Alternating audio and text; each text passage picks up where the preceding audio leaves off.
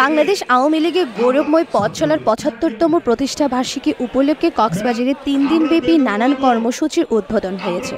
২৩ June বিকালে public লাইব্রেরির শহীদ দৌলত ময়দানে জাতীয় ও দলীয় পতাকা উত্তোলন করে ৩ দিনব্যাপী কর্মসূচির সূচনা হয়। এরপর বেলুন ও শান্তির পায়রা উড়িয়ে বের করা হয় বর্ণাঢ্য আনন্দ র্যালি। এতে নেতৃত্ব দেন জেলা আওয়ামী লীগের সভাপতি অ্যাডভোকেট ফরিদুল ইসলাম চৌধুরী ও সাধারণ সম্পাদক মুজিবুর রহমান।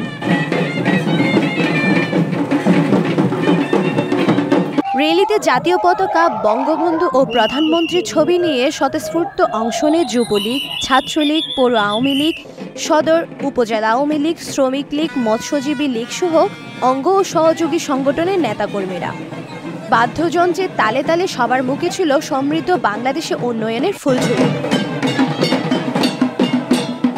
র্যালিটি শহরের প্রধান সড়ক প্রদক্ষিণ করে শহীদ দৌলত ময়দানে শেষ হয়। এরপর কাটা হয় কেক।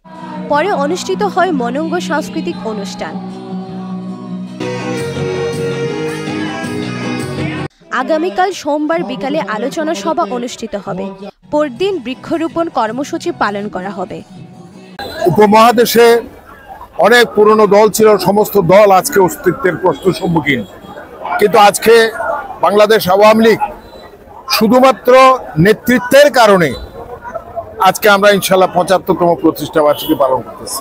বাংলাদেশের ক্ষুধা, মন্দা, দুর্ভিক্ষ তাড়িত বাংলাদেশকে আজকে পৃথিবীর বুকে উন্নয়নের রোল মডেল হিসেবে তিনি পরিচিত করেছেন। আজকে বাংলাদেশ আওয়ামী লীগের প্রতিটি নেতাকর্মী তৃণমূল থেকে কেন্দ্র পর্যন্ত সবাই খুবই উৎসাহিত, উদ্দীপিত, খুবই উল্লাস পেয়ে। আগামীকাল আমাদের আলোচনা সভা, পরশুদিন আমাদের বৃক্ষরোপণ অভিযান, এই 3 দিন ব্যাপী আমাদের এই কার্যক্রম। আমরা দেশকে 17 কোটি মানুষকে আমরা শান্তির বাণী পৌঁছাতে চাই। জননেত্রী শেখ হাসিনার নেতৃত্বে বাংলাদেশ এগিয়ে যাচ্ছে, কক্সবাজার বদলে যাচ্ছে।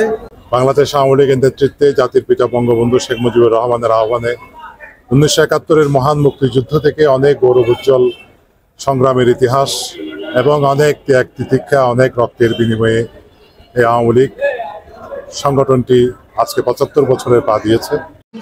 এর আগে সকালে পুষ্পমাল্য অর্পণ করে বঙ্গবন্ধুর প্রতিকৃতিতে শ্রদ্ধা জানানো হয়। পরে প্রয়াত নেতাকর্মীদের জন্য দোয়া করা হয়। আজিমা ইমা, CCN।